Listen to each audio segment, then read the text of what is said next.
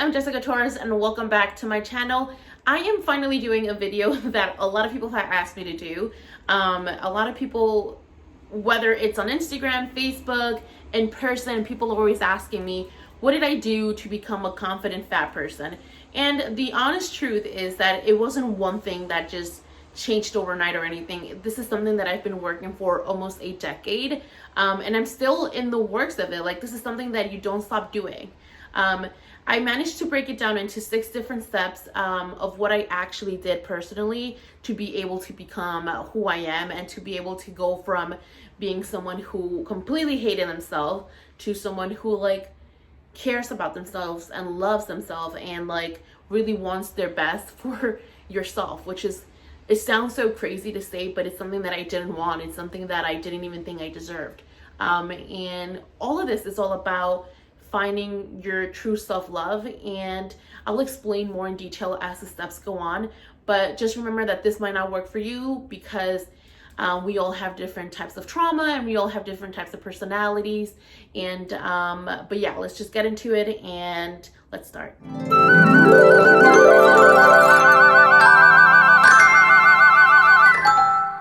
Oh, Manolo wants to be part of this. Okay, so the first thing on my list is not probably something that I came up first, but something that came on later. But I really feel like this is something that's extremely important for anyone who's trying to become more comfortable in their own skin. A lot of the bullies in my life, and as sad as this sounds, were in my family. We have relatives that constantly tell you how you would be so pretty if you lost weight, or if you would be able to be successful one day if you lost weight. And those bullies, those people were in my family. Those people who made me feel less than because of the size of my body were in my family. And then I realized that I had to change that. I didn't want to hear that on the outside because I was already hearing it from myself on the inside. And as hard as they were on me, trust me, no one was harder than I am. When you are going through self-hate, no one can be meaner to yourself than you can be to yourself. No one. However, I still wanted to make a difference, and I still wanted to make sure that the people around me helped me out. And sometimes they don't even notice that they're doing it, because when they're saying these mean things to you, they don't notice that they're really affecting your mental health and your self-esteem. So what this tip is, you have to teach people how to treat you.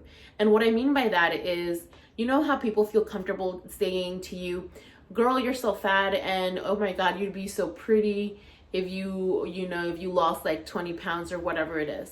And people feel okay with saying these things to you, and you're like, wait, why are you saying these things to me? Or you start believing, you're like, yeah, I think they're right. But the reason why people do that is because you allow it.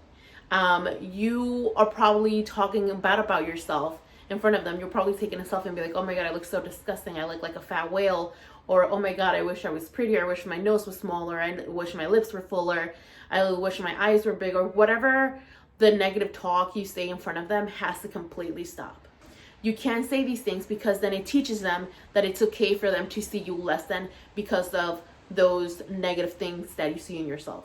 Now, subconsciously, or maybe not consciously, they do it. But the point is that if they hear it in you, then they make it okay to say it to you back. And it's okay for them to think about it. And when people don't respect you, they will treat you less than. So those comments that you say, oh, I'm so ugly, I'm so fat, even if you still believe them right now, that's fine. For now, that's fine. Just don't say them out loud, and teach people that they are not okay to say that.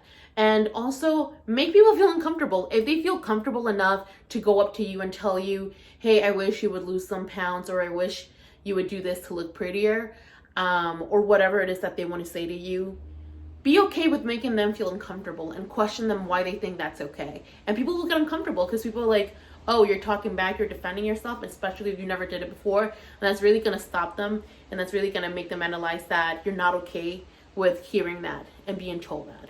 So that's something that I learned later on, but it's something that I think is very important for all of us to really practice. Whether you are confident in yourself or not, I feel like do this in the workspace. Stop saying, oh my God, I'm so bad at doing this. Don't put yourself down before other people put you down, because people will just look for that moment to put you down, or whatever that thing is, that insecurity of yours, to use it against you at one point. So teach others how to treat you. And it starts with you.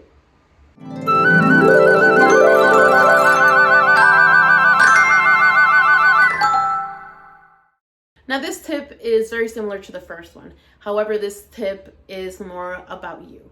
And this tip is about the way you talk to yourself. So, of course, you're going to stop talking negative about yourself in front of other people, whether it's your family and friends or coworkers. But now you have to do it with yourself. Now you have to stop saying all these mean things to yourself in your inside, in your internal monologue.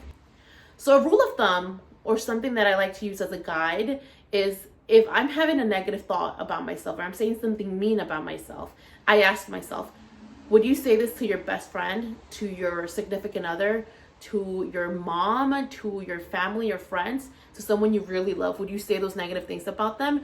No, probably not, right? So why are you okay with saying it to yourself? You don't say it to them because you love them. But if you practice self-love and you practice saying nice things to yourself, then the monologue starts changing in your brain. You stop saying and thinking all these negative thoughts and feelings towards yourself, right? So when you're in the mirror, something that I like to do is daily affirmations and mantras. When I decided that I wanted to stop hating my body and wanted to stop being uncomfortable with looking at myself and with being myself around other people, I used to go to the bathroom. I had a full-size mirror. I would get completely naked and I would start complimenting the things that I like about me. And of course, it's a little hard to compliment the things that you don't like about yourself. So the way I started was, let me compliment the things that I like about myself. You have really nice eyes. You have nice hair. And then I moved on to the body parts. Once I ran out of the good parts that I liked about myself, which wasn't many back in the day, I moved on to the parts that I hated, which was my belly, my thighs, my arms, my cheeks, my double chin, and my ass, all of that. And I would say, you have a nice ass and you have some great thighs, your belly is pretty, your arms are strong. You know, you start saying these things. And I know it sounds fake, and trust me, it's really hard to do it when you hate yourself. When you hate yourself so much, trying to say nice things to yourself in a mirror, even though there's no one around, is so hard, especially because you're butt naked, you're so vulnerable. It makes you uncomfortable, but you have to practice this. And this is something that I've been doing for the past 7-8 years. And sometimes I forget to do it, but then when I feel like I'm starting to not feel great about myself, I remind myself to do this again. And it kind of reminds me again that it becomes a trigger. I'm like, hey, remember that you're into the self-love game? Like, you're supposed to care for yourself and treat yourself kindly. Practice this again. So I would stand in front of a mirror and butt naked and say, I like your belly and I like your thighs. And then because we don't want our self-esteem to be rooted only on appearance, then you move on to your intellect and to your emotion. So after that, I would say, hey, I love Jessica, you're so pretty, you're so nice. Moved on from that to, Jessica, you're such a kind person, you're a great sister, you're a great listener. Say those things that make you who you are, because at the end of the day, that is really what makes you who you are. If you're a shitty person, then you're a bad person, right? Like, you're just gonna be ugly no matter what. No matter how much makeup you have, no matter how well you dress, you're just gonna be an ugly person.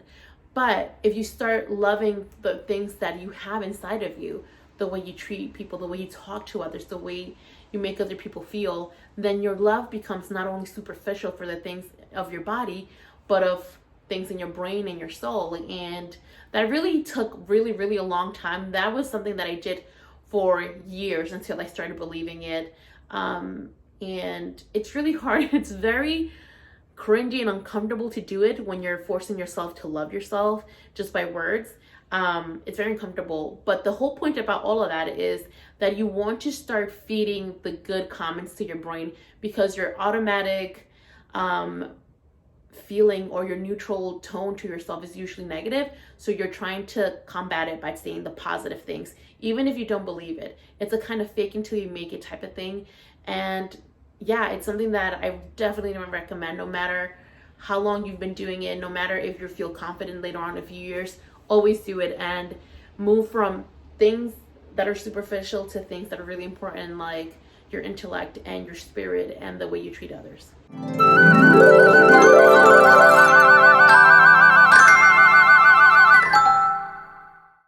Now, this step is the most important step and the step that really changed my life. This is the step that made my insecurities, my business, and my career. Um, it was someone who hated being fat, who hated how I looked, who hated my thoughts and beliefs and body so much that I thought I was a worthless human. But then after practicing all those things and forcing myself to be uncomfortable with myself and forcing myself to be uncomfortable with being uncomfortable really changed my life. So I'm a true believer that you can't grow when you're in your comfort zone. So what I decided to do a few years ago was start a fashion blog, and it was the first time I ever took a full body picture. I was absolutely terrified, and I was afraid that there was going to be trolls and that there was going to be people saying really mean things. I mean, and there were, but not at the beginning. At the beginning, it was just a personal thing. For me, was a way to challenge myself, to elevate my fashion, and to get out of my comfort zone. So before my blog, I pretty much never wore a swimsuit before. I never wore a skirt, never even showed my arms. And little by little, I started with fashionable outfits and then showing some skin and then showing some arms or some legs. So I challenge you to do one thing that scares you every day. For me, it started with fashion. It started with like, hey, be bold and wear stripes. Be bold and wear color, because I was someone who would just wear big baggy clothes and wanted to hide completely. And then I started wearing colors and stripes and really getting to be and experimenting with who I wanted to truly be. And then from fashion, it moved on to my dreams. It was like, okay, so why don't you start a fashion blog and start documenting it and start forcing yourself to do things that are make you uncomfortable. So writing and posting these things on Instagram was so scary. From going to never posting a full body picture to posting photos of yourself in a swimsuit, in bright outfits, was a huge change. But it was something that I did little by little. I started with like a little bit of color and then showing my arms and then showing my legs, and then a one-piece swimsuit and then a two-piece swimsuit, until I became completely comfortable with showing the world who I truly was. And that helped me grow in a way, my confidence in a way that I never even thought was possible. And because I did that, fashion and I became my brand and I became my own business. And that's how I get to do what I do today. That's really where it all started, was pushing myself to get to be uncomfortable and to be, you know, the person that I really wanted to be.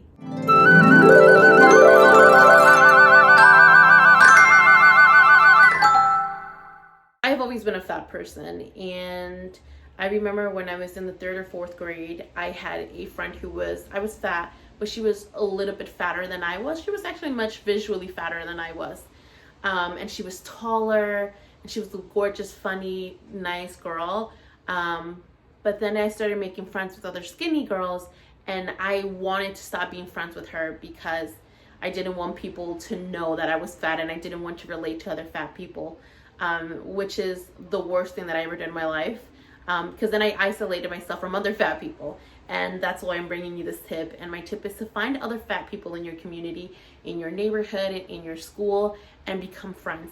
No one understands more what you're thinking, what you're feeling, what your experiences are on your day-to-day than other fat people.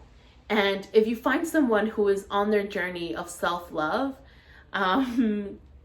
they get to keep you accountable. Be like, hey, don't forget to like say your daily affirmations, your great mantras every day.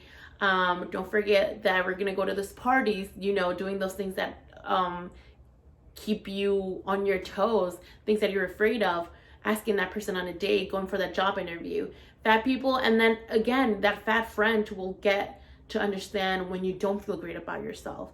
And they'll be like, yeah, I understand. And they'll give you advice and they'll tell you their point of view. And I feel like when I found my other plus size friends, it really just elevated my confidence, because seeing other people love themselves and treat themselves with so much love and respect made me feel like I can do the same thing. So it's extremely important for you to find a fat friend, find a community. If you don't have anyone in your school or anyone in your community that you want to or can, you know, find that's fat and confident or wants to become confident, then try the comment section below. Leave your state, your age, and you guys should interact and try and find a friend. One of my best friends is Liesel, and we met online, and now we're the best friends. She lives in New York now, and we actually get to hang out in person. And whenever we hang out, we literally just say that we elevate our fatness. We just like push it. Like, we're so much more bolder when we're together. If I'm looking like cute and nice when I'm with her, I wear crop tops and I make sure that I elevate the fat and make sure that everyone knows that I'm proud and fat and bold when I'm with her, because I just feel more confident with her. So I think it's really important for you to find fat friends that support you and that understand what you're going through.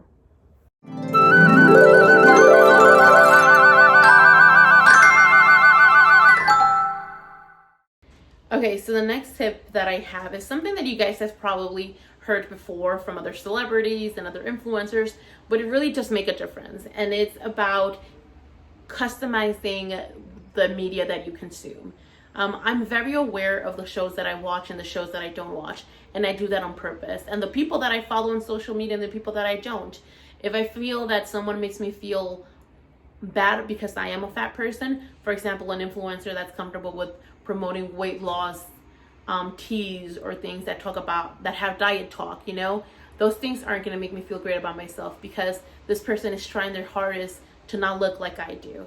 And that means that you have no respect and no value because you think that my body is less than. So I don't follow those people. I don't watch these shows that shame people who are My 600-Pound Life or whatever the show may be, or The Biggest Loser, shows that dehumanize fat people, because at the end of the day, those little messages go to the back of my head and it becomes a part of who I am. So I start believing these things.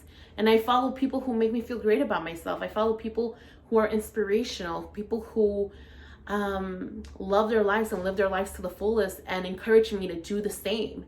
That's the kind of media that I consume. Those are the people that I like to follow. That's the shows that I like to watch. People that look like me, people that encourage me to be better, and that type of self-love vibe, which sometimes becomes a little hard because I am such in a bubble of self-love. My friends are all fat positive, or people who like understand that I am who I am and I respect who they are. So I forget that there's fat phobic people sometimes, and when I come across a fat phobic person in real life, I'm like, wait, what? We're still doing this? We're still hating on fat people? Like, sometimes I forget and it becomes a little shocking, but it's because I created a community and a bubble around me where I feel protected and loved and cared for, because I'm aware of the people I surround myself with and the media that I consume.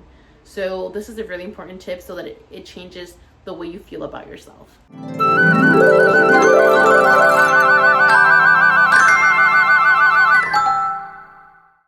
The last and final tip is invest in yourself.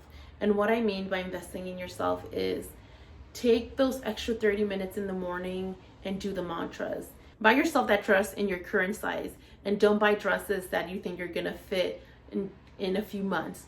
You're worth having a beautiful dress right now in this fat body that you have right now.